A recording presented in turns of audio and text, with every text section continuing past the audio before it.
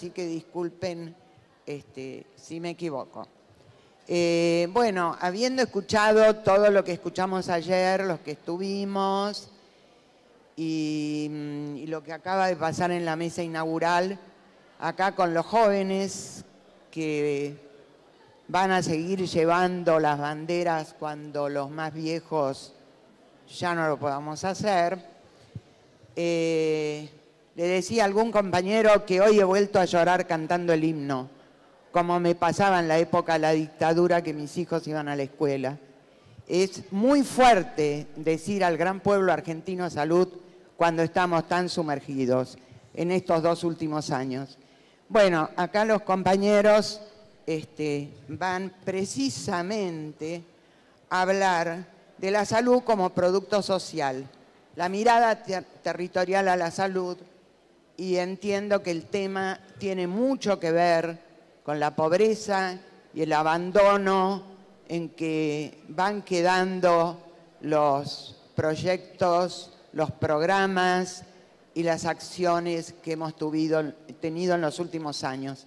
Así que bueno, ellos se van a ir presentando. Son Cintia Altamirano, médica generalista, trabajando en el Chaco.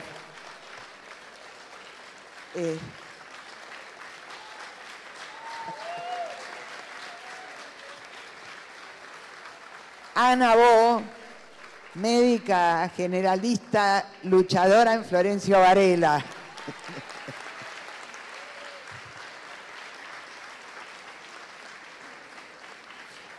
El diácono Ricardo Carrizo, que tiene su campo de batalla en Bernal Oeste. La trinchera, tal cual. Y que pertenece al grupo de curas en la opción por los pobres.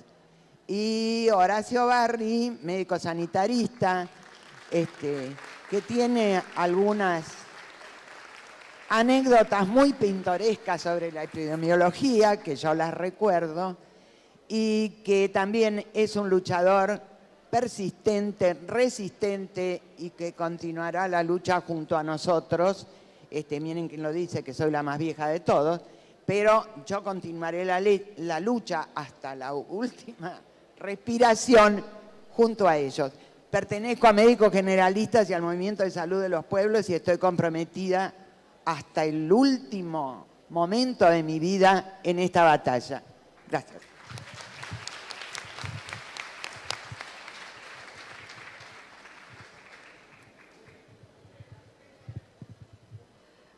Bueno, buenos mediodías a todos y a todas. Antes de comenzar, quiero agradecer mucho a los organizadores que hacen a la Asociación Bonaerense de Medicina General, que integré durante muchísimos años, y fue un honor para mí que me llamaran por primera vez a estar en una mesa central, porque siempre aprendo y soy de la base de los conocimientos y de los saberes y de las praxis de ustedes, grosos y grosas, que me formaron y me hicieron quien soy. Así que fundamentalmente primero eso, agradecer. Yo, como se va a empezar a ver en pantalla, ahí va. Bueno, ya desde enero de este año, pero habiendo iniciado mi camino a fines del 2016, me fui a vivir, tomé la decisión de irme a vivir al impenetrable chaqueño, más precisamente a la región sanitaria 5, que comprende la gestión de las saludes de un escenario pluriétnico y que más comúnmente se lo conoce como impenetrable chaqueño. Nosotros desde enero desencadenamos un proceso que hace más de 10 años lo vienen sosteniendo identidades increíbles que tuve la suerte de conocer y la fortuna de sumarme a ellos y a ellas, encabezados por el doctor Daniel Morales, que es el actual vicepresidente de la Federación y es un médico generalista que está hace muchísimos años sosteniendo estas ideas fuerzas y haciéndolas crecer. Y les decía que desencadenamos un proceso histórico porque creamos la Coordinación de Docencia e Investigación Regional Permanente en Salud, y es la primera coordinación de docencia e investigación que se gestiona desde el primer nivel de atención para el primer nivel de atención con la lógica territorial. Para empezar, yo, para ir llegando a por qué la mirada territorial, me quiero detener en esta parte que dice nuestros principios y valores, y reflexionando digo, si sentimos la necesidad de nominar a algo principios, es porque entonces también hay ausencias y hay finales. Y si sentimos la necesidad de nomenclar a algo como valores, es porque entonces también existen disvalores, inutilidades, vulnerados, vulneradas, invisibilizados e invisibilizadas. ¿Y por qué digo esto? Porque la mirada territorial, la lógica territorial, para nosotros, allá en el Impenetrable, es como nos señala Boaventura Sousa Santos cuando nos dice que la diferencia entre la lucha por la tierra y la lucha por el territorio es que para los pueblos originarios el territorio no es simplemente la tierra agrícola, sino la raíz misma de su identidad cultural. Son sus antepasados, son su cultura, son sus árboles sagrados, son sus ríos sagrados. Es, por lo tanto, toda una memoria histórica que fue destruida o casi destruida y sigue siendo vulnerada y perpetrada por el colonialismo y el capitalismo. Y, sin embargo, con ello, ellos y ellas quieren recuperar. Yo vengo, como les decía, en representación de un territorio devenido en contexto de invisibilización, llamado así por las ciencias sociales, a las que tanto agradezco, que, como señala el mapita, es la provincia del Chaco y más precisamente el departamento general Güemes, que es lo que conocen como Impenetrable Chaqueño. Ya sabrán los indicadores, pero me siento en la necesidad de remarcarlos. Es el contexto sociosanitario de nuestro país, con la menor esperanza de vida al nacer, con el mayor porcentaje de analfabetismo occidental, es decir, la lectoescritura castellana, la menor cobertura de salud y el mayor porcentaje de NBI del país. ¿Y por qué hablo de contextos de invisibilización? Porque es justamente donde se visualizan a través de estos números rígidos cómo se establecen y se perpetran las relaciones de poder entre oprimidos y opresores. Otros números más duros, para ponerlos en contextos, y estos son del 2013, la mortalidad infantil del total de la provincia alcanzaba entonces 11, y la razón de mortalidad de mujeres vinculadas a la gestación, ¿sí? No más mortalidad materna, sino razón de muerte de mujeres vinculadas a la gestación, ascendía en ese entonces a 5. Para la región metropolitana, que es la región de Resistencia, por ahí la capital de la provincia, quienes conocen, la mortalidad infantil iba hacia el 7,9 y la razón de mortalidad de mujeres vinculadas a la gestación era de 1,3. Sin embargo, el Impenetrable Chaqueño, 15,3 de mortalidad infantil y 12 muertes de mujeres vinculadas a la gestación. Y estos números duros, que ayer el profesor Escudero nos contaba que, bueno, se mide la muerte, el sistema de salud también lo que mide es cuál es, y como decían recién en el acto de apertura, el recurso humano que tendría que estar ahí. Y elegí a los médicos no por hegemonía, sino para mostrar algo que les voy a contar ahora un poquito más adelante. La relación de médicos cada 1000 habitantes en el país es de 3,9 aproximadamente, el 55% se concentra en la provincia de Buenos Aires y en Capital Federal. Los médicos cada 1000 habitantes en Chaco llegan a una relación de 2,85, en realidad están contados, son 4000 alrededor los matriculados, es una provincia que nos permite llegar a ese número. Sin embargo, solo el 52% de esos médicos tienen una especialidad reconocida y hay solo 108 de esos 4000 generalistas con especialidad hecha. La región 5, el Impenetrable donde estamos nosotros, esa relación no llega a 1.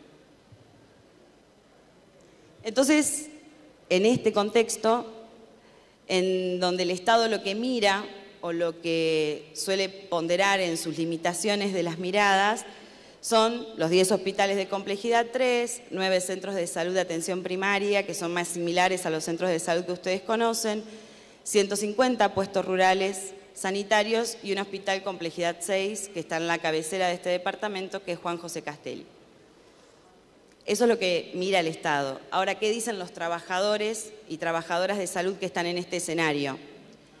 Ellos sí nos explican un poquito más de por qué estos números. Uno de los trabajadores nos dice, está lleno nuestro medio de nadies. Nuestras barriadas están llenas de nadies. Pasan a ser un número y no una persona. No se la ven como personas, sino como números para llenar planillas, recetas, exámenes complementarios. Le dan órdenes, pero no le resuelven los problemas.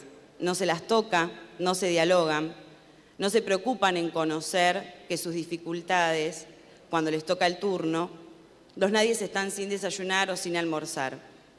Cuando hacen cola para sacar el turno y a nadie les importa que si los nadies están doloridos o tienen que ir a trabajar. Y otra trabajadora nos dice, pero pasa que es frecuente que este sistema nos desubjetive a todos, nos rompa a nosotros también. El Chaco, sus tiempos, su clima, su organización feudal en cada esfera de la vida, nos rompe a todos. Algunos tenemos la capacidad de resubjetivarnos, de reconstruirnos, de resignificar esta lucha en la que elegimos ser parte. Entonces, en este escenario, nos preguntamos cómo hacer posible lo necesario.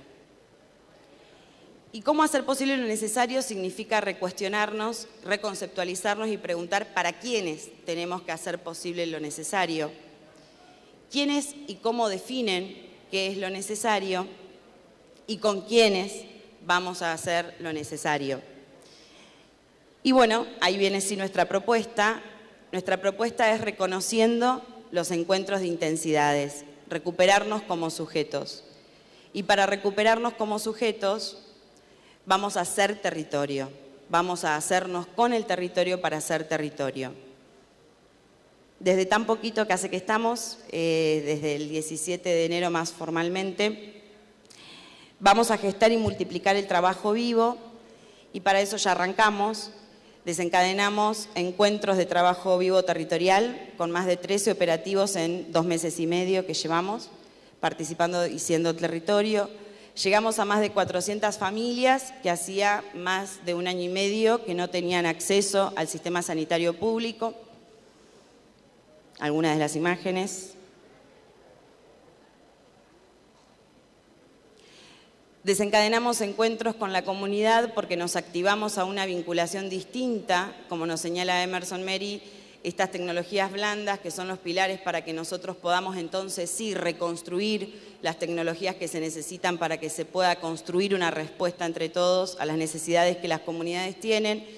Y así fue que nacieron los encuentros de consumo problemático de sustancias en el barrio originario Curillí, donde tengo el honor de trabajar como médica generalista. Y estos encuentros se lograron porque existió una escucha de quienes estamos insertos en el escenario con aquellas personas que venían a la búsqueda de algo.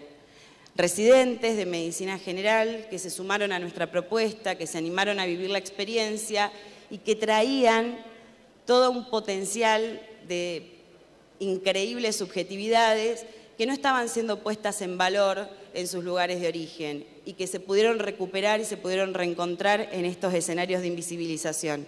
Ahí la vemos a Agostina, una de las residentes que supo conducir este espacio y supo darle valor y darle la escucha necesaria. Y asimismo arrancamos el análisis de situación de salud, que siempre fue una deuda pendiente en este barrio, que tiene muchas complejidades, que tiene muchos nadies y que sin embargo están siendo puestos en valor a través de la escucha activa y de la capacitación activa desde los saberes que ellos tienen.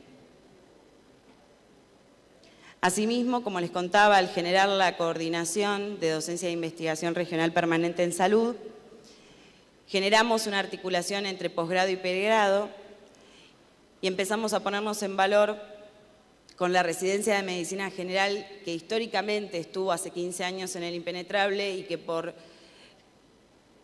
el ejercicio del poder que intencionalmente desoye y vulnera y rompe, generó el vaciamiento de esa residencia y hoy por hoy estamos refuncionalizando. Y como pueden ver, cercanos a las necesidades de las comunidades originarias para las que trabajamos.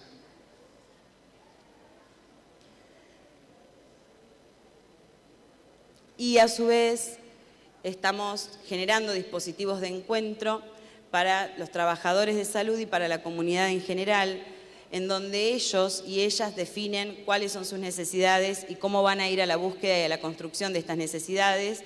Y ya en 2 meses y medio de trabajo llegamos a más de 320 trabajadores capacitados en diferentes instancias. Entonces, para finalizar y ya dar paso a los demás compañeros y compañeras, quiero destacar que para nosotros democratizar el territorio es un ejercicio de la democracia participativa que nos robaron y que nos roban cotidianamente.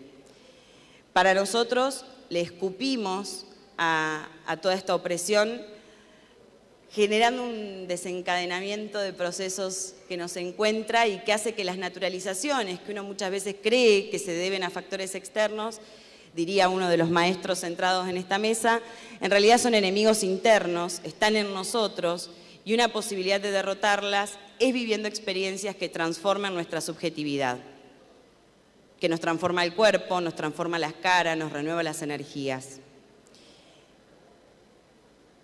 Este es el Algarrobo que está frente al barrio Curillí, al centro de salud, y que es en nuestro punto de encuentro.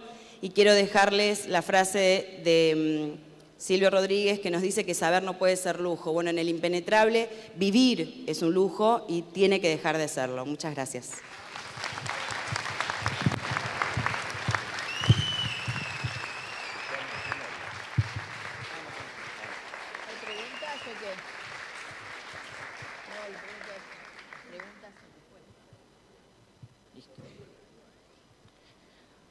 Bueno, hola a todos. Yo soy Ana Bo, soy médica generalista, como presentó nuestra compañera.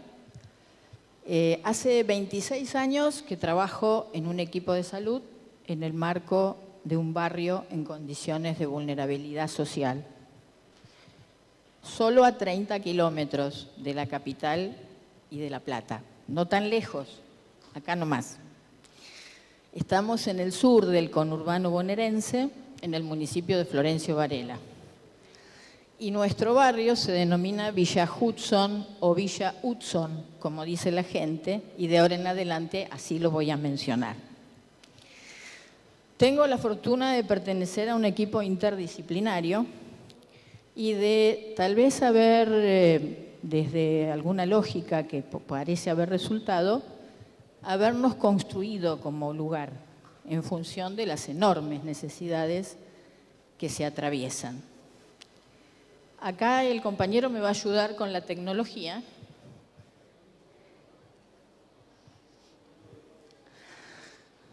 Creemos fuertemente en esta frase, la comunidad como sujeto de transformación. Y eso creemos que es la producción social de la salud. Voy a comentar una frase que a mí me mueve mucho, que es de Jaime Breil, que dice que desde la atención no vamos a generar ninguna revolución sanitaria, dado que el enemigo es mucho más amplio, mucho más complejo y nos quedamos cortos. Bueno, en Villa Hudson tomamos esta frase. La siguiente. Partimos de esta definición. La salud como producto social es el resultado de la interacción entre todos los actores sociales que componen la comunidad para enfrentar las limitaciones a las que esta comunidad está expuesta. Desde ese lugar vamos a contar entonces 3 experiencias, si tenemos el tiempo suficiente. Yo estoy preparada bastante para el tiempo que me habían adjudicado, que en realidad no son un acto médico, pero son enorme, gigantesco acto de salud. Así que me gustaría que viéramos la primera.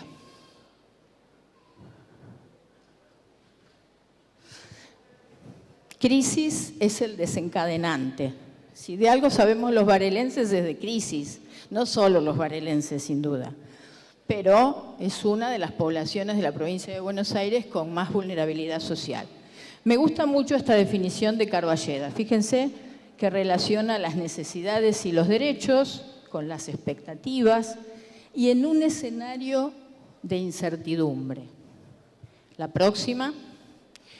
Desde ahí surge esta primera experiencia que quiero compartir con ustedes, que se llamó Comedor Nocturno Rincón de Esperanza. Surge en el año 2012, en el medio de la crisis más profunda que atravesó la Argentina y que atravesamos nosotros como barrio, como comunidad. Y en realidad tenía que ver con el derecho a la cena, porque la mayoría de los chicos, ni hablar los adultos, tenían la oportunidad a lo mejor de hacer una comida por día. Y eso lo visualizábamos todos, las maestras, el cura, que en ese momento teníamos uno, y el equipo de salud. Dale. Estos eran un poco los indicadores que se manejaban. Había desaparecido todos los programas de soporte social, se habían profundizado las medidas de ajuste, había más gente excluida y en el caso puntual de lo médico, la desnutrición había aumentado en número y en gravedad. La siguiente. Siguiente, por favor. Este es un pequeño videíto de 2 minutos que expresa algo que yo no podría expresar con palabras, que es el enfoque que tuvo muy brevemente este comedor desde la mirada del barrio, que ahora les cuento cómo se constituyó. ¿Podemos verlo?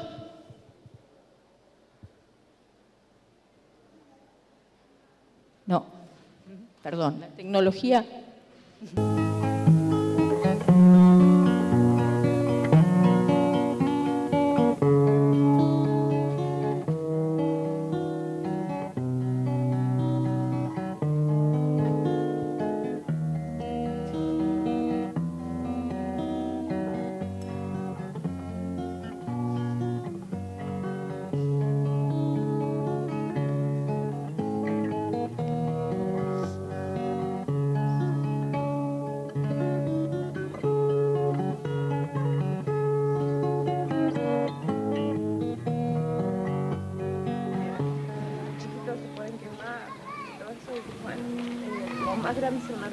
Buenas tardes.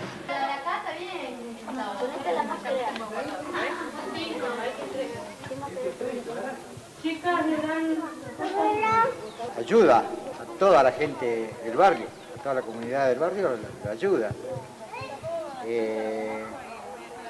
Demasiado, digamos, al no haber trabajo, es suficiente con que le den un plato de comida. A lo mejor en estas circunstancias, ¿no? Podría ser algo mejor, que sea, por ejemplo, el trabajo de uno mismo, que uno mismo se genere los alimentos. Esa es la base principal de cada hogar. Siguiente, por favor. Esa es la posición del barrio frente al comedor, que fue un elemento sin duda de ayuda, ahora les voy a mostrar desde dónde, y se constituyó desde un grupo de mujeres que no era comunidad organizada, eran madres de un sector del barrio, el más carenciado, con el apoyo de la escuela, del jardín, del cura, se manejaba en un lugar sumamente precario y se distribuían así las edades de las personas a las que asistían. Fueron 213 personas, realizaban 5.964 raciones al mes. Se dicen los recursos, y al principio pusimos todos un poco del bolsillo y después las mujeres se autonomizaron. Fueron a buscar a la quinta, los huevos, fueron a conseguir por sus propios lados. Muy bien. La variedad de alimentos nunca fue óptima. Vieron que es como una sopa lo que se preparaba. Muy rica, por cierto, pero digamos, si vamos a hablar que tenía todos los nutrientes, no. Sin embargo, la próxima, por favor. Esto generó muchas cosas. Hay un efecto, si lo querés poner. Partimos de ese porcentaje de desnutridos y a los 6 meses tuvimos el que dice abajo. Hubo otros logros, no solo cuantitativos y de tanto impacto. Quedamos articulados para siempre entre el centro de salud y el comedor. El comedor generó una huerta comunitaria, generó una bloquera, generó una panadería para autoproveerse. Empezaron a participar las mujeres, que no eran comunidad organizada, en espacios organizados, en la Comisión por el Agua en el barrio, en la búsqueda de alimentos, y llegaron a formar parte del espacio de gestión local. Nunca aceptaron normas impuestas a cambio de ayuda oficial ni ningún apropiamiento de militancias. Se identificaban como un grupo vecinal y tenía identidad, autonomía, y pasó a ser un actor central del barrio que sigue hasta hoy. Hoy existe Comedor Rincón de Esperanza, fue puesto en la agenda municipal muchos años después, está subsidiado por el municipio y acompañado por Cáritas. La siguiente, por favor. Esto nos dejó mucho aprendizaje. Aquí tratamos de resumir los principales. Resulta que las lógicas institucionales pueden cambiar y podemos funcionar juntos en vez de aislados. Hay temas transversales que sobrepasan todas las especificidades. Se requiere para esto conocernos, vincularnos, reconocernos, respetarnos, pertenecer. El fortalecimiento del lazo social contribuyó a la construcción de ciudadanía indiscutiblemente en el grupo de mujeres. Considerar al otro como un sujeto de derecho con voz y capacidad de decidir y participar plenamente, y que tiene la libertad de establecer sus prioridades. Cosa que a los médicos nos cuesta a veces entender eso. Sumar a una circulación de conocimiento más democrática y entender muy bien que los profesionales no marcamos el camino, que hay otros saberes y que nos tenemos que sumar a los espacios preconstituidos. Siguiente, por favor.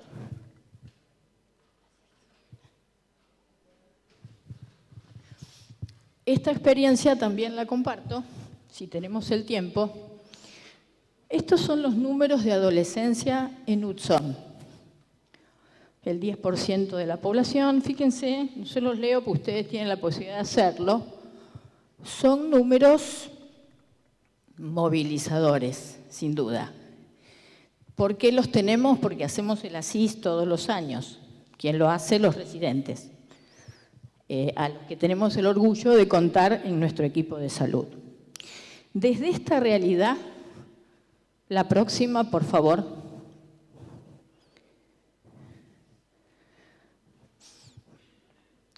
Me parece que hay, sí, está bien. Se arma una propuesta desde la residencia, la escuela secundaria, el equipo, los estudiantes. Y bueno, solo por contradecir a OPS, lo que dice ahí, se lo vamos a mostrar. Fíjense que OPS dice que los programas y proyectos no han logrado poner en práctica intervenciones innovadoras, razón por la cual algunos analistas consideran que la promoción de la salud en nuestra región es más bien retórica vacía. Solo por contradecir hicimos el proyecto de adolescentes. La próxima, si tenemos la oportunidad, dura 3 minutos, tal vez me extienda 3 minutos más si me permiten. Videíto.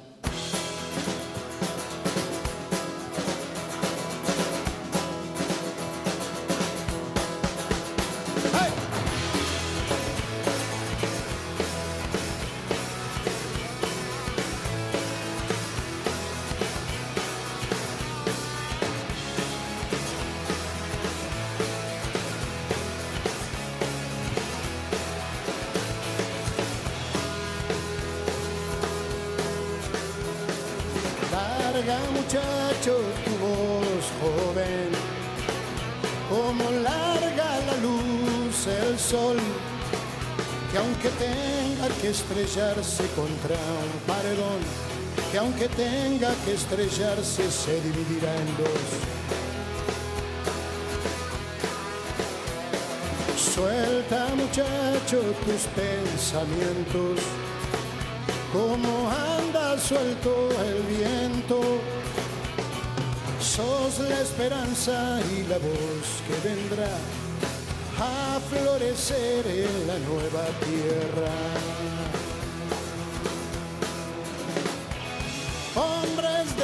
hierro que no escuchan la voz, hombres de hierro que no escuchan el grito, hombres de hierro que no escuchan el dolor.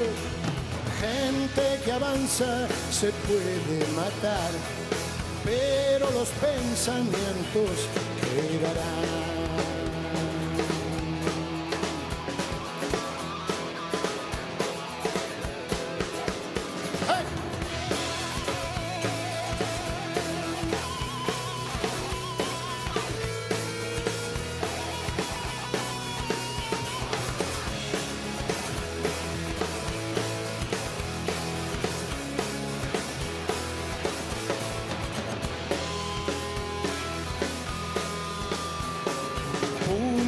Agudas se ensucian el cielo como la sangre en la tierra.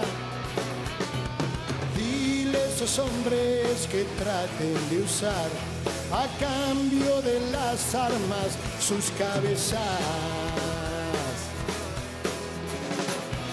Hombres de hierro que no escuchan la voz, hombres de hierro que no escuchan el dolor, hombres de hierro que no escuchan el grito.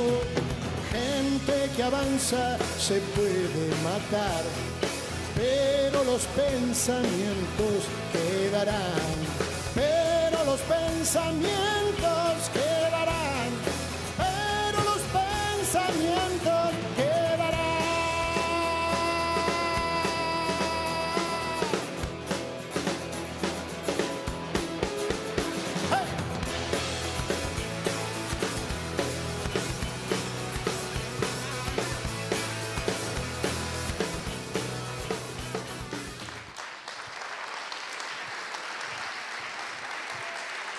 El mérito de este proyecto y de su desestructura y su creatividad y lo que logró enganchar absolutamente a los adolescentes fue producto de otros jóvenes que son nuestros residentes. Y de hecho, este era un espacio de diversión, de encuentro y de planificación de acciones absolutamente fuera de lo tradicional.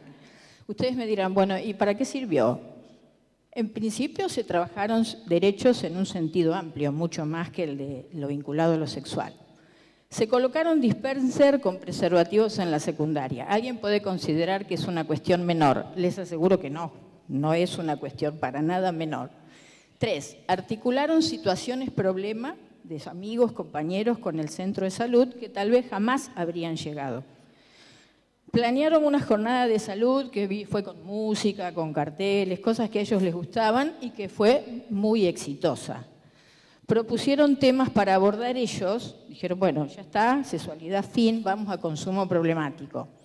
Se hizo con ellos un mapeo colectivo, territorial, donde se trabajaron recorridos de sus realidades, que fueron muy fuertes para nosotros conocerlo, y a partir de allí colaboraron y colaboran con todas las actividades del equipo de salud. Siguiente.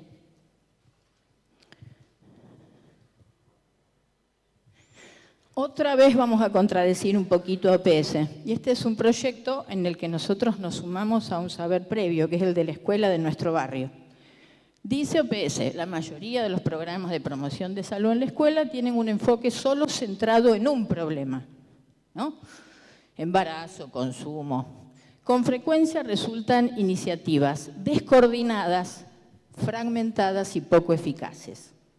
Bueno, nuestra escuela contrapone a eso el programa de patios abiertos, es mucho más que eso. Siguiente, ahí estamos ya terminando, videíto.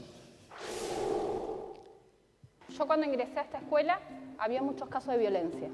Estaba esto de turno mañana, turno tarde y agarrarse a la salida, esperarse. Era mirarse y porque me miraste y se iban a las manos directamente, dentro del aula, afuera, en todos lados. Después bajó la circular de trabajar el tema del centro estudiante dentro de la escuela y armamos un cuerpo de delegados en donde los chicos empezaron a integrarse. Ya no era turno mañana y turno tarde, sino que éramos escuela secundaria 16. Con el centro estudiante también hicimos talleres de violencia para que cambien esa mentalidad de que no se arregla así las cosas, sino hablando. Y hizo un gran cambio el taller fue como un éxito porque ya no hay peleas casi, ya no hay.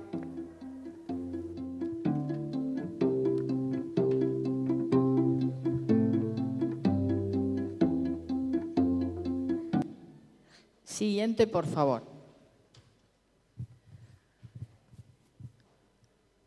Esta es una chica que egresó de la escuela. Dale, videíto. Sí, me estoy yendo. Triste y feliz a la vez, pero bueno. Es mi casa, la escuela es mi casa.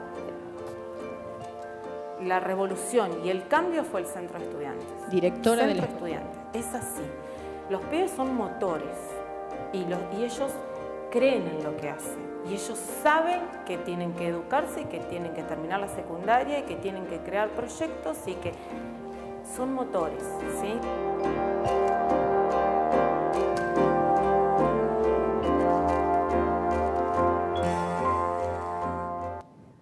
Siguiente, por favor.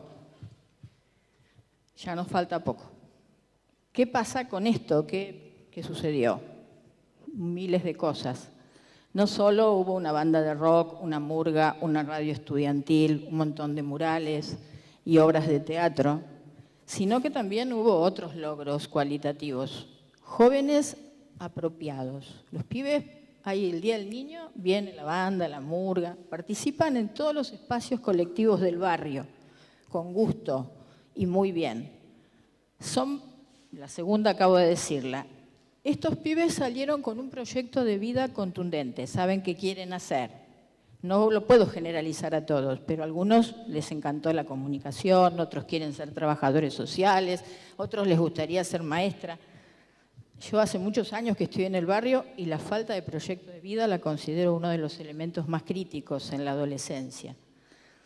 Y también un logro local muy importante, la reducción participativa grupal de la violencia intraescolar. Siguiente, por favor. Ya falta muy poquito. ¿Qué aprendizajes nos dejó a la escuela y a nosotros esto? Qué bueno, que trascender los factores de riesgo hacia la defensa de los derechos y la calidad de vida es una modalidad de trabajo que parece ser muy eficaz. Generar a través del trabajo pertenencia, cohesión, integración, con reglas que no pongamos nosotros, que puedan ser participadas. Estimular proyectos con acciones articuladas en donde el otro sea el protagonista, esto de ceder el protagonismo. Evidenciar que la población va asumiendo parcelas de poder si se tienen en cuenta sus intereses y sus necesidades. Intentar un enfoque más global, producir proyectos que se centren en el desarrollo de los chicos, no en un aspecto o un factor de riesgo. Y desarrollar diferentes estrategias a partir de lo que la población quiere, no lo que a nosotros nos parece, sino lo que la población nos dice que quiere. Terminando ya casi, terminando definitivamente, digamos, pensamos en cuáles son las conclusiones de todo esto. Bueno, yo creo que en estas 5 está bastante resumido. Tal vez haya otras y seguramente esto no es una terminación, sino un inicio. Salir de la enfermedad y de los programas. Perdón si hay algún referente de programa entre ustedes. Digamos, superar esa noción tan restrictiva y ir hacia una visión mucho más colectiva, no la del programa y no la de la atención exclusiva. 2, esto de romper con las lógicas institucionales, crear sinergias con otros sectores. Parece que las instituciones existimos para articular. Nos enteramos hace poco nosotros, digamos, estamos trabajando en eso. Reconocer a las personas como titulares de derecho, no como una entidad pasiva sobre la que nosotros vamos a ejercer acciones asistenciales, sino en donde nosotros tenemos que sumar a los derechos y a las necesidades a satisfacer. 4, esta me encanta. Salir de la práctica individual en manos nuestras, en donde elegimos un tema de taller, definimos qué vamos a hacer, digamos, sin preguntarle a nadie, en donde el otro solo utiliza el espacio pasivamente como público, e ir hacia una práctica más democrática en manos de la comunidad, donde la comunidad realmente participa en un sentido literal, decide, elige, planifica, ejecuta y evalúa, cogestionando espacios.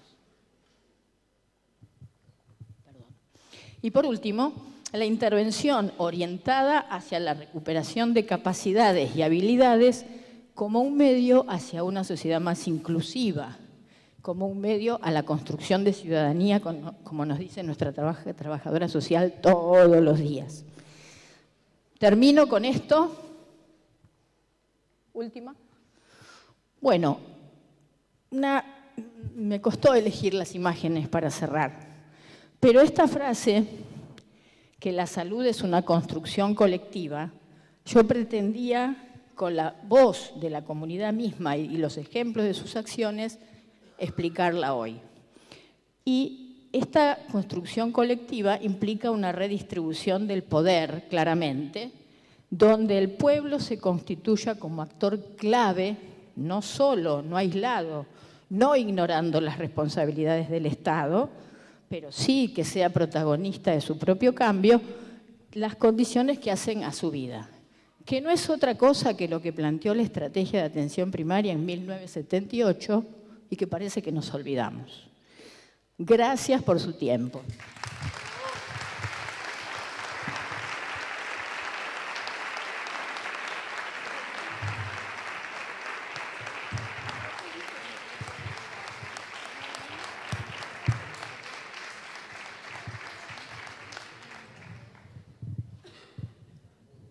Bueno, buenas tardes.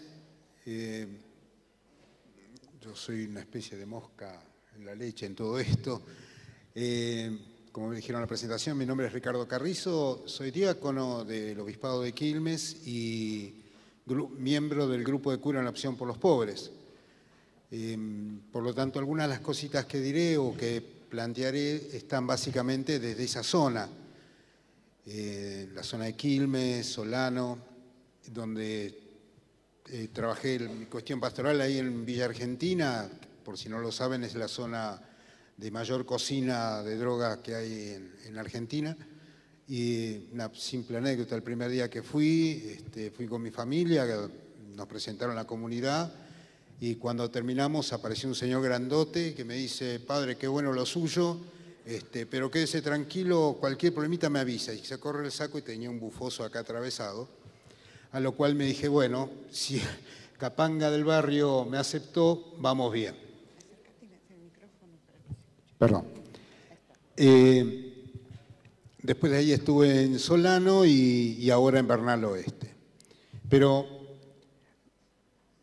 bueno, por lo pronto agradecer a las autoridades que me hayan convocado. Siempre me resultaba medio raro y loco esto de un religioso venir a hablarle a médicos o gente de la salud que trabaja en las distintas áreas. Pero entonces voy a intentar plantear otra perspectiva, con los cuales también consulté con algunos compañeros del grupo que están a lo largo del país, como para tener otros elementos como para mostrar, ¿no? Pero empecé con una pequeña cuestión teórica. Nuestra vida como grupo es estar del lado de los pobres y acompañando a los pobres, no con la pobreza, pero sí con el pobre. Entonces uno piensa, digamos, ¿cuál es la definición de pobre que tenemos? Generalmente, si buscamos en el diccionario de la Academia, te dicen que es un necesitado que no tiene para vivir, escaso, suficiente, humilde, mendigo. Y si hablamos de pobreza, habla como una cualidad del pobre, como escaso haber de la gente pobre, falta de magnanimidad, de gallardía, de nobleza. Pero yo el tema pobreza, y sobre todo el pobre, yo lo defino de otra manera. Pobre es aquel que no puede elegir, claramente. No puede elegir qué comer, tampoco dónde comer, qué vestir, dónde y cómo vive. No puede elegir con qué se divierte, tampoco puede disponer de su tiempo otros deciden por él qué es lo que tiene que hacer y a dónde ir. Y algo fundamental, que es lo que nos atañe acá, tampoco el pobre puede decidir cómo y dónde atenderse. No tiene opciones, no tiene posibilidad de elegir, busco una segunda consulta o busco una segunda opción. Porque esto implica también el tema medicamentos. Si la farmacia del hospital no tiene, la gente no tiene. Contaban hoy la anécdota que vendían, por ejemplo, muchos de los medicamentos que le daban al hospital para conseguir recursos para alimentarse. Ustedes saben lo que es un diabético, no se los voy a explicar yo, pero cómo en los barrios un pobre, en los villeríos, un diabético puede controlar su alimento si lo único que tiene es harina para comer, ¿no? Entonces, el pobre es aquel que no puede elegir, que está subordinado a lo que otros decidan por él. Y en esto también, y perdonen si no soy simpático, sobre todo con la profesión, hay muchos médicos que los toman como, bueno, a ver, que vayan pasando rapidito, los atendemos, y chao, total es pobre, se arregle. Yo siempre discutí con una frase que se decía, siempre hubo pobres, y entonces ahí normalizamos la pobreza. Que haya pobres no significa que haya que justificar que tenemos que entender, bueno, la pobreza es algo que está y algo que tiene que estar. No, la pobreza es algo que existe y que tenemos que combatir. Por lo tanto, también el sistema de salud en nuestros barrios, y perdonen algunos municipios amigos, también es muy crítico. Yo vivo en Florencio Varela y he tenido experiencias bastante complejas en el hospital de Varela.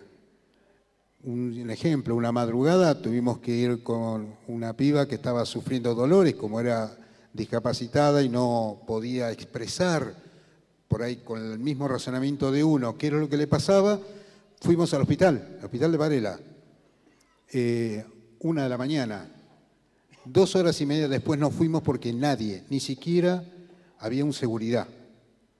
Había gente ahí esperando, estábamos, nada, golpeamos puertas, no contestábamos. ¿Qué hacemos? ¿Qué hacemos? ¿Qué hacemos? Escuchamos hablar de los UPA, nos fuimos a un UPA y ahí nos atendieron inmediatamente una enfermera. No desdeño la profesión de la enfermera, pero la enfermera dictaminó que lo que tenía era tal cosa, que tomara esto, esto y esto y que con eso se fuera a su casa. Digo, yo entiendo que no es un problema del médico o de la enfermera el que el Estado no le provea los medios y los elementos, pero si desde los mismos personas no cuestionamos este sistema y no luchamos para que esto se cambie, digo, esto se naturaliza. Digo, uno ve en las guardias cómo están sosteniendo como pueden muchas veces. Yo tuve el caso personal de mi mamá hace unos años en Cava, porque en Capital Federal también pasa. Ella jubilada, no había cama en el hospital en terapia intensiva y la tenían en una camilla en la guardia. Y estuvo 4 días ahí hasta que pudieron trasladarla a un hospital, a un sanatorio privado, un traslado estos de PAMI, y falleció al otro día. O sea, no es que murió por el traslado, nada, mi vieja estaba muy mal, pero el tema era que en el hospital no había lugar para atenderla, porque era de PAMI. Entonces hay una cuestión estructural que está fallando en cuanto al sistema de salud, a lo que yo sigo insistiendo. Muchos médicos ponen el cuerpo, y el cuerpo a full, se pasan horas, enfermeros, radiologistas, técnicos, pero la conciencia de aquellos que lo ven como simplemente voy a ganarme el sueldo, también se nota en la atención, en el comportamiento, en el estar, el que me quiero cuidar por una cuestión legal, que entiendo que también hay problemas con eso y uno tiene que también cuidarse, pero también buscar soluciones. Siempre tiene que haber una solución, siempre tiene que haber una posibilidad de encontrar. Ustedes sabrán mejor que yo que hay enfermedades que son terminales y no tienen solución, pero sí tiene un buen acompañamiento. Así como hablamos del buen vivir que nos enseñan los pueblos originarios, también una buena muerte es lo que tiene que acompañar para que puedan vivir la gente. Y saber que sus últimos momentos no la pase tan mal dentro de lo posible. Pero todo esto se complica cuando hablamos de pobres, Y cuando yo hablo pobres, no me refiero a simplemente la gente que puede tener una casillita. Yo hablo de cirujas, de lincheras, de indigentes absolutos. Gente con mucho olor, y no precisamente de carbón, sino de la vida. Gente que le pesa los años de que nadie los acompaña, de que cuando están en la calle todos pasan mirando para otro lado, o como cuando son los pibes que por no tener oportunidades viven como pueden y de lo que pueden. Cuando los vemos caminar nos cruzamos de vereda. Muchas veces pasa. Estigmatizamos a las personas y estigmatizamos a los pobres. No es fácil esto, pero la vivencia en los barrios, que también es tan crítica como en el Chaco, como también ella decía en Hudson, pero hay una población en la cual cuesta mucho acercarse y que no se dejan acercar tampoco porque siempre fueron pateados. Así que si tenemos un Estado que achica el presupuesto de salud, si esto que afecta a todo el sistema sanitario, pero no podemos lograr de que entre todos nos comprometamos seriamente, tenemos serios problemas de convivencia. Hoy hablaban de recuperar las palabras, es cierto. La palabra cambiemos nos las complicaron, nos las pusieron para mal. El sí se puede nos están usando para otra cosa. Pero si podemos realmente trabajar entre todos, podemos lograr de mejorar. Y ejemplos hay, y en cada cosa y en lo cotidiano. El doctor Jorge Rashid, un amigo con el cual se comprometió con el cuerpo por una situación de los presos políticos en Jujuy, es un ejemplo, estar por fuera del horario de trabajo. O el doctor Golán, con el cual compartimos algunas veces con el tema cunita, algo terrible y trágico, que hoy casi ni se habla, porque se logró destrabar un poquito, porque en algunos lugares logran entregar alguna cunita, pero después de un largo proceso, tan largo que a veces llegan después del parto. Infinidad de casos, ustedes por ahí lo ven mucho más, pero hay en las situaciones límites. Yo trabajo también en un penal de menores y ahí ver cómo supuestamente el Estado provincial debería cuidar a los chicos que son enviados por juez y que una de las indicaciones es que tienen que ser llevados a un médico para un control. Vuelvo a insistir, los revisa un enfermero. No demerezco al enfermero, pero claramente un enfermero no es un médico. Y en los centros penales hay una salita en algunos casos y mandan a un enfermero, nada más.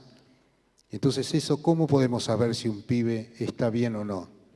Pero que además los pibes los mandamos al hospital a atenderse. Saben la cantidad de horas que hay que sacar turnos, la cantidad de horas de espera. Por eso decía que el pobre no puede disponer de su tiempo, porque hay estructuras que le come y le usa su tiempo.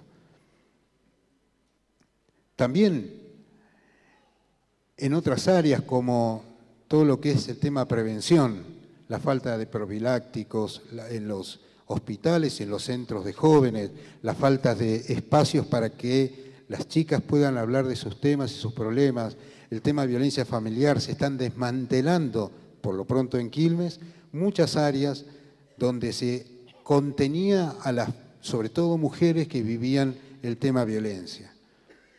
Y esto va haciendo a la pobreza, y esto va haciendo que cada vez se degrade más un Estado. Porque si decimos que durante muchos años la cosa fue mejorando, ahora claramente se está degradando, porque se está estimulando e incentivando lo privado. Claro, lo privado funciona para aquel que lo pueda pagar, la meritocracia. Y la meritocracia me hace acordar siempre cuando Adrián Paenza decía que cuando veía a un chico limpiando un vidrio en la calle, Quizás era un Einstein o una Marta Argerich en potencia, que solamente le falta los espacios o los lugares para poder desarrollarse y aprender. Claro, cuando no tiene que comer, no tiene que vestirse y no tiene a dónde sentirse acompañado, poco es lo que podemos pretender como sociedad, y más cuando miramos para otro lado. Perdonen si fue largo, habría mucho más para compartir, pero esto se replica en el interior del país en distintos lugares, con mayor o menor grado, dependiendo cuán más lejos estén de los centros urbanos. Muchos de nosotros solemos ser ambulancias en los barrios, porque viene el vecino, mirá, le pasa esto, me llevas al hospital, y salen los curas con las camionetas, con lo que tengan para llevar. Y esto porque sí, a pesar de lo que dicen, a pesar de las alegrías y los globos amarillos, no hay un Estado presente que acompaña y que ayuda a los que más necesitan. Y ese debería ser el compromiso como médicos o profesionales de la salud. Disculpen. Gracias.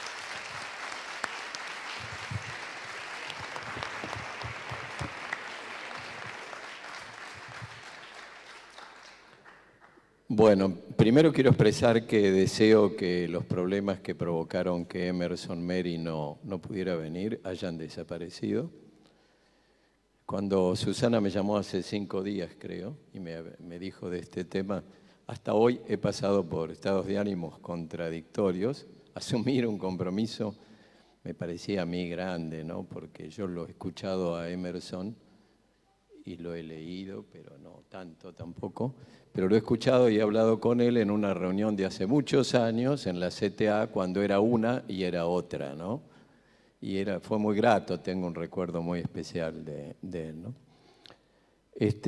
Pero sobre todo en estos estados de ánimos contradictorios me di cuenta de que yo tenía ganas de venir porque por algo sería, pero no me daba cuenta por qué. Los que conocen Córdoba, si se ponen a reflexionar, esta provincia contradictoria, con título de revolucionaria, hace 44 años que tiene gobiernos de derecha, con distintas camisetas, ¿no? Los de los milicos, como si fueran las de los partidos, ¿no? La de los milicos, la de los equipos de fútbol, parecieran, quiero decir, los radicales, los peronistas, el PRO, pero siempre de derecha. Hay un miedo y un terror, no hay este tipo de reuniones. Entonces, lo que me terminó decidiendo sí o sí, era lo que yo sentía y las ganas o la necesidad que sentía de poder ver a gente que hace tiempo que no la veía y que no. Y poder intercambiar y dejar algunas ideas. Me agarró en un momento que estamos haciendo algunas cosas, pero decía, algunas ideas, fuerzas para trabajar. Eso, compartir. Primero, para que me ayuden a pensar, no ahora, porque yo me tengo que volver rápido, pero sí para pensar qué pasa, que estos espacios no son como deberían ser todos los firmes, fuertes en todos lados. ¿Qué pasa que no tenemos este tipo de gente trabajadora de la salud en Córdoba, por ejemplo, con este tipo de organización y ganas? Somos algunos pequeños grupitos que intentan hacer algunas cosas. Entonces, cuando yo veía el título de las miradas territoriales, lo primero que me planteaba era ¿de dónde la mirada territorial? ¿Desde el territorio o hacia el territorio? ¿Y de qué territorio estamos hablando? Entonces, como lo que me conmovía era hablar con ustedes, con la gente, estamos trabajando hace muchísimos años, yo voy a hablar, estamos porque no soy yo solo, somos un grupo que permanece hace unos 35 años, que lo único que nos mantiene son las pasiones alegres de trabajar con la gente. Pero, por ejemplo, cuando uno define el campo propio y las miradas territoriales de los trabajadores de la salud, esto me parece importante porque a mí me parece una imagen como una pirámide con una cabeza donde estaría gente como ustedes, con estas ganas, con estos dolores, estas necesidades que provocan los dolores de transformar las cosas, pero una base tremendamente inmersa que sigue absolutamente enganchada en la concepción hegemónica. Y no depende de la buena o mala voluntad, de la buena o mala gente, Hoy cuando hablaron de que alguien habló del caso de Ituzaingó, creo que fue Adrián, ese barrio que siguió un dato, ese fue el comienzo. Los pañuelos de las mujeres, ¿por qué había tanto pañuelo? Quedaban lindos. ¿Qué pasaba? Cuando empezaron a hablar entre ellas y se encontraron con que estaban todas en quimioterapia y eran muchas. Entonces, estas cosas que otros soslayan, que el sistema oculta, miente, dice, generó una primera reacción. Hace casi 20 años yo estaba con ellas en el Consejo Deliberante, vino el secretario de Salud del momento y dijo, nos preocupa mucho, vamos a doblar el horario de atención. Ahora va a estar a la mañana y a la tarde. Una locura total. Era negar que esto tenía causas, era pensar en las enfermedades, que es la esencia de la enseñanza medicina en la mayoría de los lugares, ¿no? Entonces, por suerte, ahí le dijimos, esto es para negarlo, y no se aceptó y se siguió adelante con buscar por qué. ¿Por qué? Pero para esto lo que se hizo fue empezar a trabajar en alianzas o enredados, como dice Mario. No teníamos gestiones, que cuando hay gestiones como la de Daniel, las cosas pueden ser más fáciles. Entonces empezó a tirar de esta piola inmensa, se fue complejizando, pero el sistema estaba desacomodado. Entonces, no mucho después, le ofrecen un premio internacional de $250.000, no a las madres, sino a una de las madres, con lo cual empezaron a quebrar el frente, ¿no? Entonces le decía, ¿por qué no se lo dan a las madres? No, porque la normativa de esta organización americana, qué sé yo. Entonces, otra cosa que tenemos que revisar y problematizar, y no puedo más decir que eso por el tiempo, es que hay buena gente que le cuesta entender mucho lo contrahegemónico, mucho. Buena gente. Yo tenía un alumno que nos hicimos muy amigos, de eso que uno dice, qué buen tipo este muchacho, ¿no? Que estaba conmovido por una cooperativa de presos comunes que se querían insertar a través del trabajo, entonces se afanaba todas las muestras de los viejos. Los dos viejos eran médicos y hacíamos como un banco de medicamentos. Pero cuando tuvo que dar examen, después, y lo perdí de vista un tiempito, me dice, ¿puedo ir a algunas charlas con usted? Sí, venía así, charlamos. Entonces, hubo una charla que precisamente la dio como profesor uno de esos expresos, y cuando salimos le digo, ¿entendiste? ¿Te sirve para lo que vos querés, que es rendir?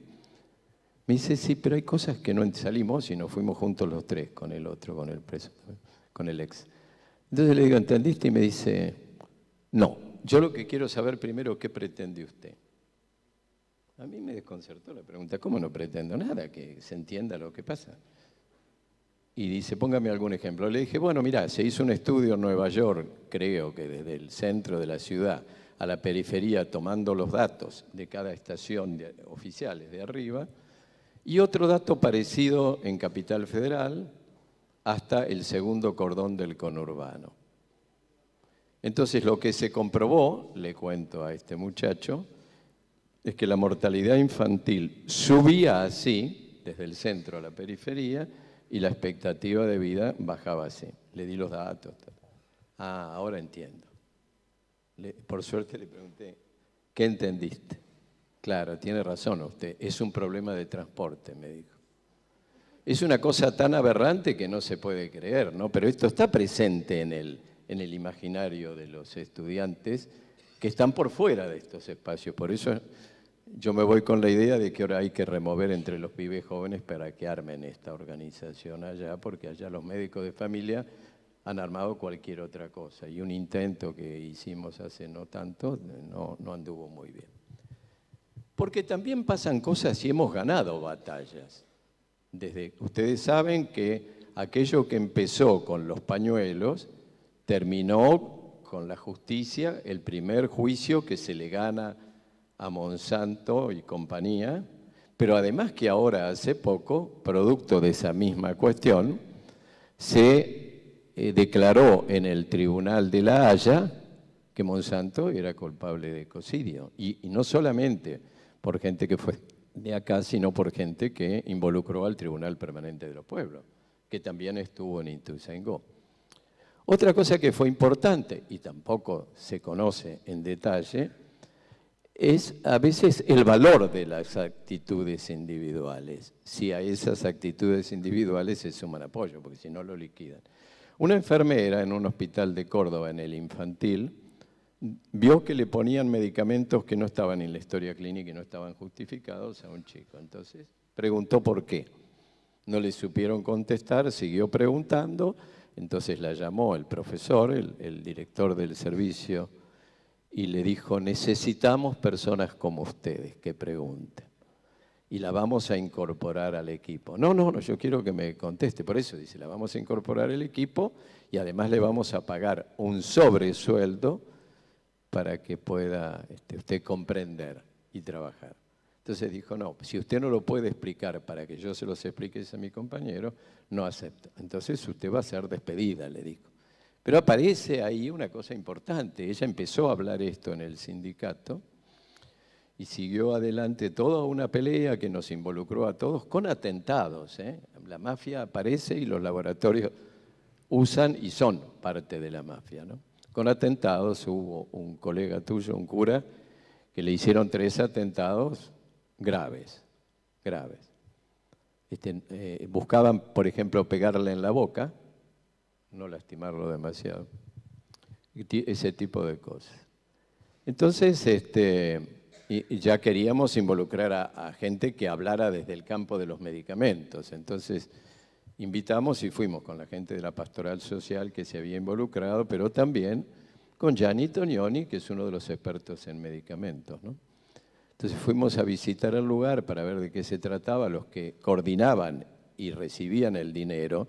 Estoy hablando de $3.500 por cada chico involucrado en esas cosas, ¿no? En ese estudio. Y eran miles, saquen las cuentas, y no fueron los únicos medicamentos cuando empezamos, ya habían empezado. Y habían hecho de una manera muy sutil que no respetaban las reglas del juego de la ética. Tulupas puede contar lo que pasó en el ANMAT, cuando llegaron con Pedro de Sarasqueta y controlando a los que habían venido, porque decían, yo no me interesa el consenso, eso se lo hago firmar después. Aparecieron toda esta serie de cosas. Floreal me decía en esa época que vivía, decía, tened cuidado porque en el naval nosotros no pudimos hacer nada, con un caso igual del de ustedes. Es quizá uno de los temas más difíciles de esta cuestión, ¿no? Entonces, esto creo que es una cosa muy, muy importante de saber, porque siguen después diciendo que no, qué sé yo. Pero cuando esto adquiere otras características y se empieza a involucrar la gente, lo pasan a los tribunales y se empieza a perder en todos los tribunales. Empiezan a decir que no, que esto estaba bien hecho, que esto era la ciencia, que esto, que lo otro, que lo demás allá. Entonces pasó un hecho fortuito, a veces pasan, pero sirven para pensar cómo tenemos que hacer. Una persona importante del Tribunal Superior de Justicia, que yo la conocía cuando era una chica, y le pregunté si ellos trabajaban en cosas de prevención, y me dijo, no, eso sería el Ejecutivo. Le digo, bueno, ¿y por qué no hacemos algo juntos? ¿En qué pensás? Me dice.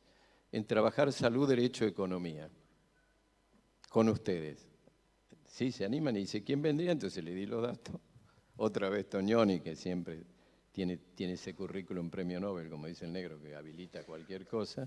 Y nos fuimos con los presos también. Esto fue una cosa muy linda. En el Tribunal Superior de Justicia, abogados de barbita recortada, saco, corbata, muy prolijos, con datos de todos los donos, ya está. Y los otros 30 o 40 presos que tenían una facha de fascineroso notable y con los cuales tenían que discutir.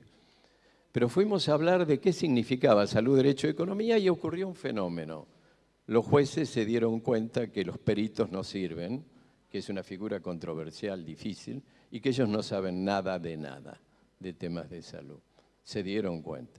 Con lo cual, cuando llegó al Tribunal Superior de Justicia, el fallo fue favorable. ¿Quién se enteró? ni los cordobeses, porque para colmo tuvimos la mano fuerte, que fuera en el momento de los saqueos. ¿Se acuerdan? En el fines del 2013, por ahí. Que eso ocupó todo porque hubo linchamientos de pibes morochos en moto y hubo tantas cosas. Pero esto es importante y está. O sea que hay dos cosas que se han ganado. Lo de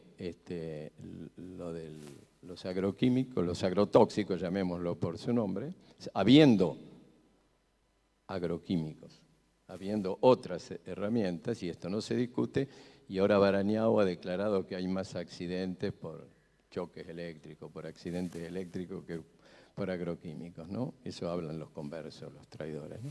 Pero esto me parece importante, porque me parece importante que tengamos una mirada de largo plazo, que estemos juntos para mantener la alegría, porque si no vamos al muere, y que sabemos que se puede. Es cierto, como decían, nos robaron, cambiemos, nos robaron, se puede. Esto es estudio de mercado. ¿Qué palabras utilizar? Y nosotros a veces con la retórica, que nadie entiende, que qué sé yo, es muy difícil. Y además que yo vengo también, digo estas cosas porque están ustedes, pero allá estoy con una depre que mamá mía en Córdoba. Y es difícil. El PRO ganó por el 70%, Cristina. Tendríamos que estudiarlo junto con el PRI, al caso Córdoba. ¿Por qué siguen hablando de la revolución? Ahora estamos con los 100 años de la reforma. Los cordobeses están muy orgullosos de la reforma y del cordobazo. Por suerte, como dice Miriam, es cierto que se han involucrado en la lucha por el bosque nativo y algunas otras cosas que les duelen, y puede ser la base de ese tema. Pero ahora en junio, que es la fecha principal de aquel proceso maravilloso, ¿a quién invitó el señor rector como figura principal? Al intelectual presidente de la Nación, que va a hablar seguramente de la unión público-privada en educación. No va a decir que hay que privatizar, porque alguno le debe haber dicho tener cuidado, decirlo de otra manera. La unión pública-privada, como está pasando, o no está pasando. El otro día, el Día Mundial de la Salud, a lo mejor ya lo hablaron acá, la conferencia en la OPS-OMS, ¿quién la dio? Alguien a quien queremos, sabemos que ha sufrido la expresidenta Bachelet, y habló de la CUS, no habló de otra cosa. Ya no dicen CUS, porque deben pensar o han hecho algún estudio que suena mal, dicen la gente tiene que tener cobertura universal. ¿Quién no quiere? ¿Quién no quiere cobertura universal? ¿Eso cómo suena? ¿Cómo se decodifica en el cotidiano de la gente? Yo recuerdo en el Foro Social Mundial, en una reunión de las universidades de las traducciones, la Universidad Popular del Movimiento Social que propone Boaventura, una aymara, que era un encanto esa aymara. Además era como el Evo con pollera. Yo estaba fascinado con ella porque trabajaba en la quinoa, en la economía. Cuando le metí este tema, me dijo la señora, por la NILE, ella porque tiene buenos servicios de atención, nosotros no tenemos.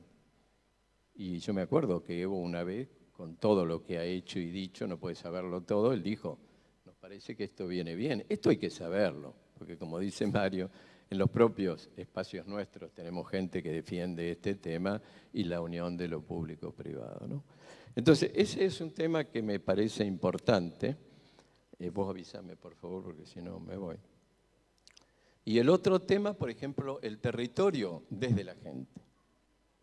Y la gente que espera, que desea, de qué habla, de servicios. Acá estaría bueno lo de Emerson, ¿no?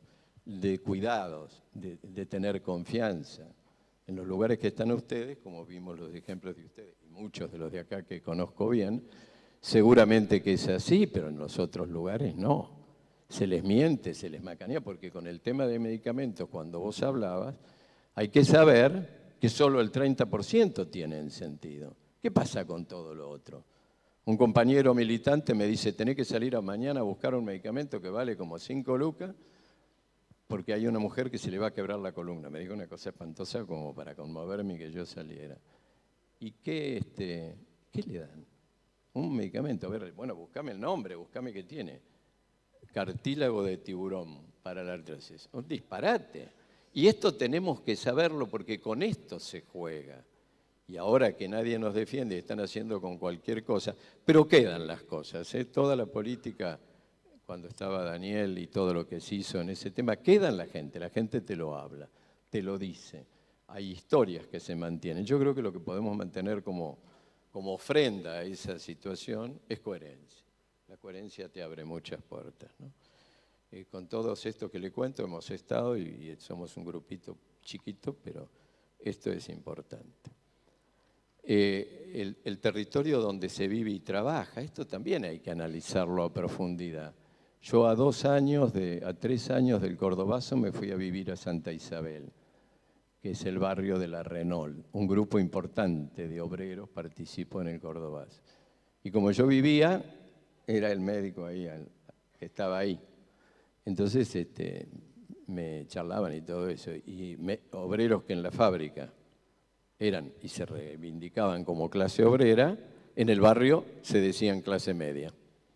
Y siempre nos pasa, porque eran obreros con unos salarios un poco mejor, ¿no? Entonces, para abreviar por el tiempo, y hay tantos territorios, el de los medios de desinformación, por ejemplo. ¿Cómo competimos? Hay que tener los medios, no podemos, es evidente, pero hay que tener maneras de llegar y de hablar de una manera cotidiana y sencilla. Hay una cosa que quiero agregar y termino. Cuando el último viaje a la Argentina de Paulo Freire fue a San Luis. Y hay gente que a veces que se ocupa de grabar estas cosas que son tan importantes y circulan, como las conferencias de Cristina y de tantas cosas, porque la gente las lee y ahí puede reflexionarlas. El que no se anima a preguntar, ahí pregunta y todo eso, ¿no? Y ahí había una frase de Paulo Freire que dice: lo que yo he llegado a la conclusión es que tenemos que asumir la dualidad para superarla. La dualidad es que vivimos en el mundo del mercado y disfrutamos de él, pero queremos cambiarlo. Es como caminar con un pie en la vereda y otro en la calle. Si no lo reconocemos, vamos a terminar con problemas de columna o algo así, o con una contradicción, o justificando eso de que los jóvenes son bomberos, no, los jóvenes son incendiarios y después son bomberos, todo ese tipo de barbaridad que la gente dice, pero que se basa en muchos casos que es así, basta pensar en Barañao y las cosas que dice.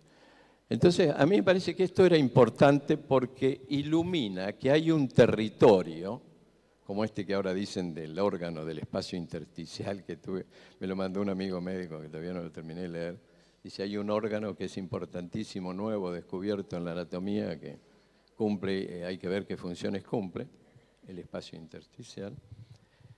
Pero esto que es como una moneda de dos caras, es muy importante de entenderlo, porque si no le damos validez a ciertas cosas. En realidad estaba hablando de lo legal y de lo legítimo. Y que son cosas distintas, pero a veces los chicos, un estudiante me dijo, bueno, tenemos en un seminario permanente que mantenemos de epidemiología comunitaria, me dice, bueno, hay que terminar con lo legal. Y le digo, vas en cana inmediatamente, ¿cómo va a terminar con lo legal? Yo creo que esto hay que pensarlo, discutirlo, analizarlo, porque hay batallas en lo legal, como esta del Tribunal de la Haya o esto del Tribunal Superior de Justicia, que sirven, convalidan, certifican. Uno los puede usar y bien, ¿no? Lo legal es aquello conforme a la ley. En realidad, ¿qué representa lo que se rige por la ley? La situación de fuerzas en el momento determinado. La fantochada de que yo tuve el orgullo de estar con el negro en la Constituyente del 94, que hizo como 40, 50 proyectos que el último día dijeron no, acá rige el Pacto de Olivos.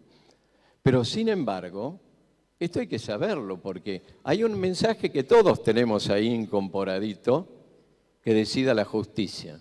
Ahora que se acabó la farsa, que sacaron la rueda de auxilio para reventarnos, basta pensar en cosas como lo de Lula, ¿no? Para darse cuenta de la magnitud y de la no importancia que le dan a lo legal. Esto me parece importante. En cambio, lo legítimo convoca lo que ustedes plantearon. Lo legítimo lo tiene que establecer la gente en sus espacios, y también hay que pensar cómo los espacios construirlos, ¿no? Si se quedan solos y aislados, pueden caer en el alternativismo.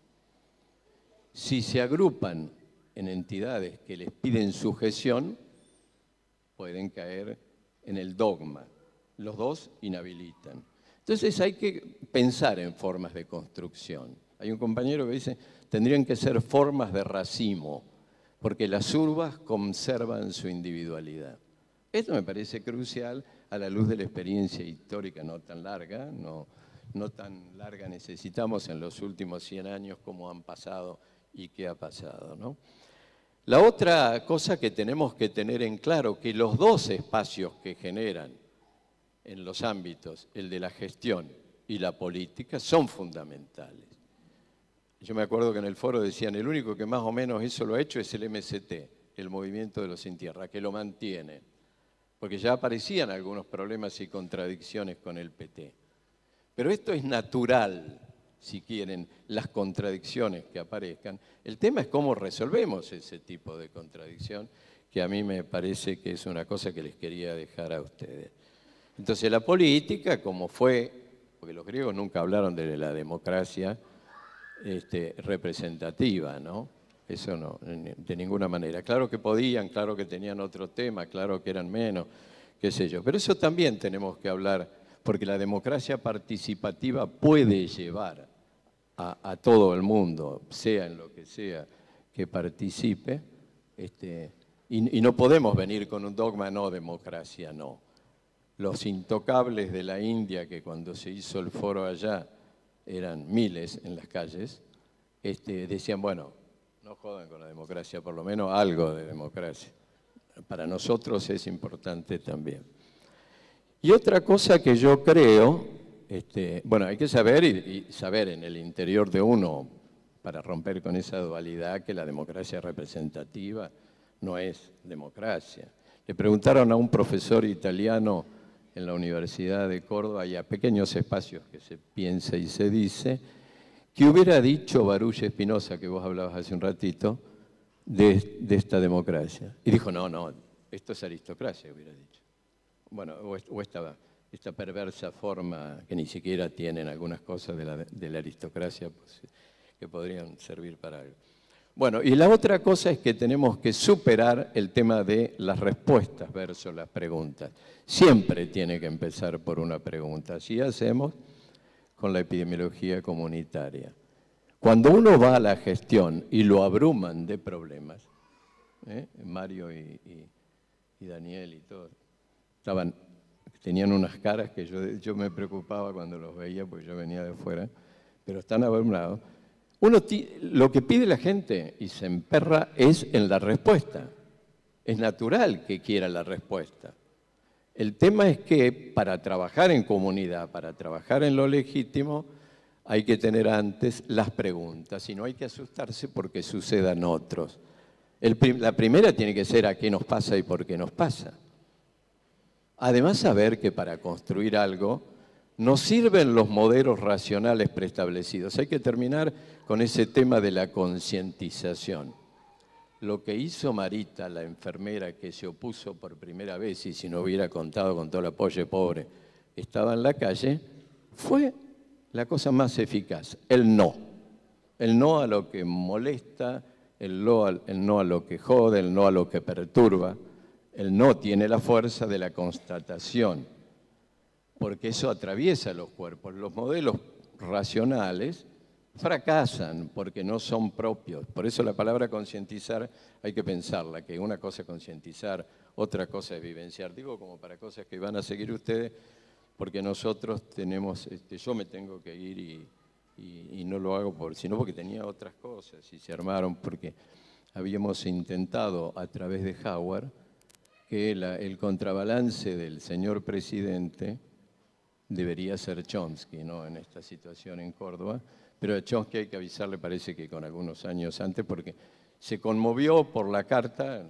Yo no sé si sabría lo que era la reforma, pero sí algo sabía, porque dijo que le había conmovido la carta, pero bueno, pensemos para más adelante. Como está muy bien a pesar de la edad, está tan bien como la Miriam, y está bien acompañado, estaba muy entusiasmado y esto me parece fundamental, ¿no? Entonces yo creo que las preguntas tienen que ser, ¿qué nos pasa? ¿Por qué nos pasa? ¿A causa de qué? ¿Qué podemos hacer? Porque miren cómo cambia. Por la vía de las respuestas nos basamos en las enfermedades como diagnóstico. Las respuestas cierran, las preguntas abren. Saramago, ¿cómo le llamaba a la duda? La octava maravilla, creo, ¿no? Bueno, y esto es lo importante. ¿Qué nos pasa? ¿Por qué nos pasa? ¿Qué podemos hacer sobre eso? Hacerlo, ver si sirve, si no sirve, y siempre manejarse de esa manera. No es difícil, pero hay que estar compartiendo, y esto es lo difícil, con la gente de las comunidades, este desarrollo de las preguntas. No es una tarea que puedan abordar solos porque están así desarmados frente a la radio, la televisión y todas esas porquerías, ¿no? No tienen defensa. Entonces a mí me parece, y bueno, yo quería dejarles estas cosas para que ustedes las piensen y las trabajen y que nos volvamos a juntar, ¿no?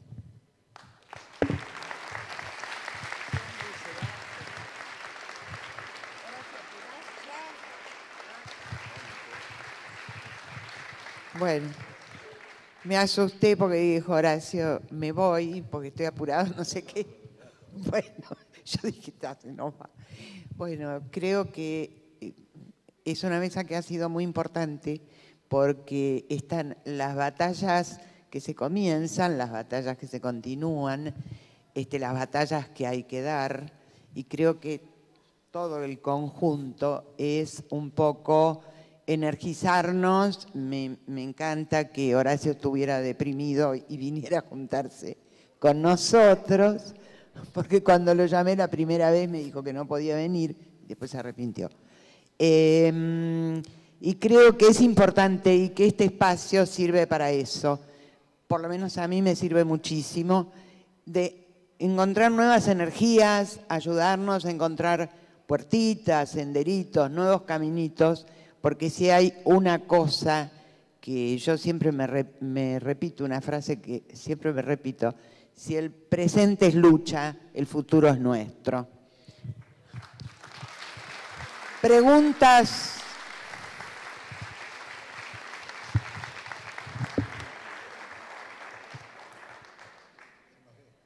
¿Hay preguntas para los compañeros? No se depriman, por favor, con las dificultades que hay.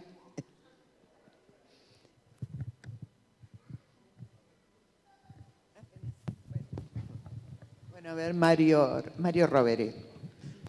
Sí, no, ni siquiera sé exactamente si es una pregunta, diría todo lo contrario de la depresión. Básicamente, digamos, fundamentalmente, digamos, por lo que, no por la complejidad de los problemas que todos sabemos que enfrentamos, sino por el optimismo de la práctica. Yo quiero, en realidad, agradecer a esta mesa y agradecer particularmente a las compañeras que refrescan de alguna manera algo que a nosotros nos resulta complejo, porque en muchas ocasiones aparecen categorías que son categorías que uno se las puede aprender, digamos, ¿no?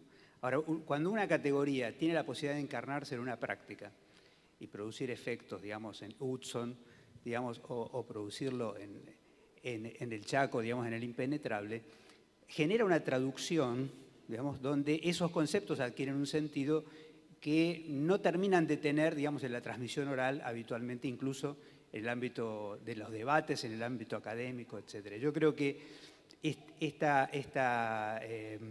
digamos, la posibilidad de entrar en contacto, digamos, gracias a la generosidad de estas formas de expresión nuevas que nos pusieron por un minuto, digamos, en el impenetrable o por un minuto en Hudson, nos produce este efecto.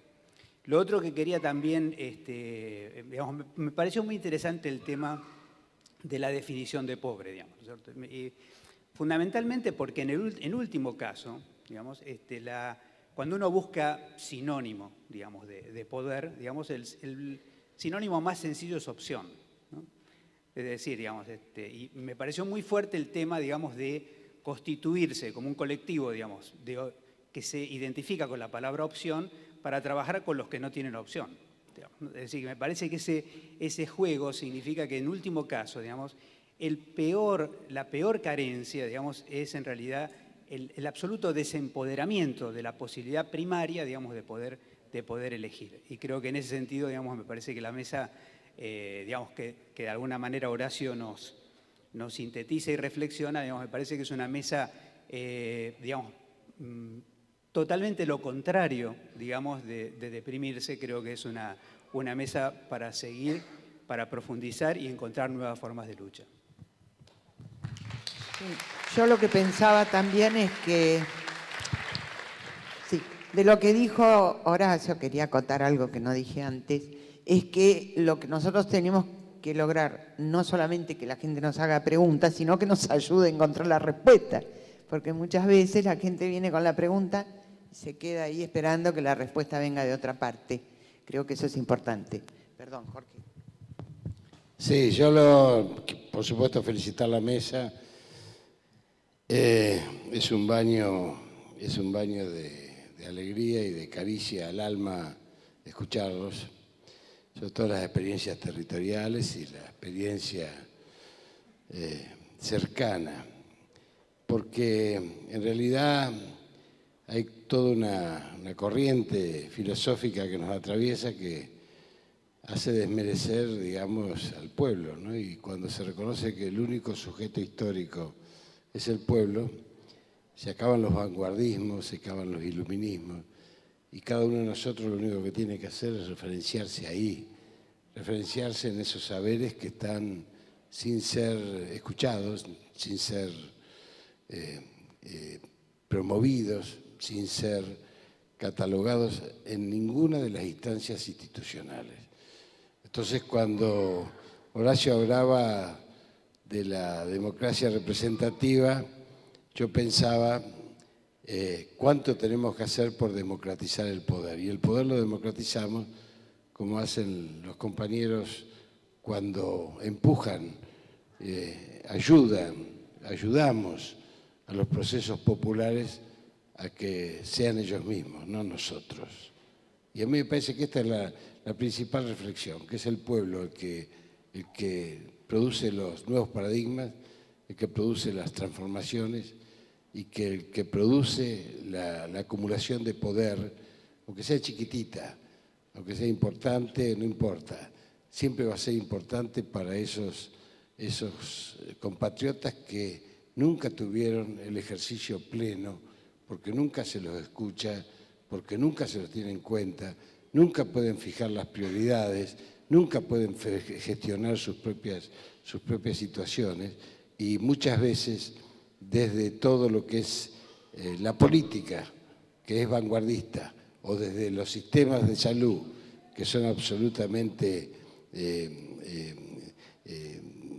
iluministas y positivistas, realmente desconocemos incluso el sujeto con el cual estamos trabajando. Entonces, para mí esta mesa ha sido muy importante, muy buena, por supuesto, la definición de pobreza, porque en realidad democratizar el poder es quizás el principal desafío. Yo creo que, no sé si la vamos a llamar democracia, pero democratizar el poder es construir en la base social de nuestro pueblo y tener confianza que es el pueblo el único sujeto histórico que existe. No existe otro sujeto histórico, solamente nuestro pueblo. En los años 70, el movimiento sacerdote para el Tercer Mundo, había una gran discusión de qué era el pueblo, porque el tema es definir pueblo. Y una de las cosas que se llegó es, pueblo es todo aquel que busca el bien común. Y buscar el bien común es aquello que nos hace hermanos. O sea, lo que yo quiero para el otro, que lo mismo que quiero para mí, y no que quiero sobre el otro, sino con el otro. La pregunta es, cada uno de nosotros, en conciencia, ¿de qué lado nos ponemos? Es cierto. Bueno, vamos a agradecer acá a esta mesa que ha trabajado un montón para preparar este momento, por lo menos Ana, que hizo un material enorme y me dijo, a mí no me vas a cortar porque te espero a la salida. Entonces, yo prudentemente tengo que pedirle disculpas a Cintia y a los demás que los fui cortando. Bueno, nos vemos más luego. Bueno, gracias. Vamos a entregarle los premios a nuestros invitados acá. El presidente de la asociación, el mate de la amistad de la MGBA. Se cayó. El mate de la amistad, muchas gracias. Una mesa de lujo hemos tenido. Nuestra querida Ana Bo, médica generalista. Gracias, Ana. Horacio, amigo, gracias, Horacio, por venir hasta acá. El padre, gracias, padre, por estar acá también. Muchas gracias a todos. Y una foto que nos va a hacer acá nuestro fotógrafo, esta mesa de lujo. La bolsita para el padre también. Padre, gracias por venir, querido. No, por favor, gracias. Gracias, Ana.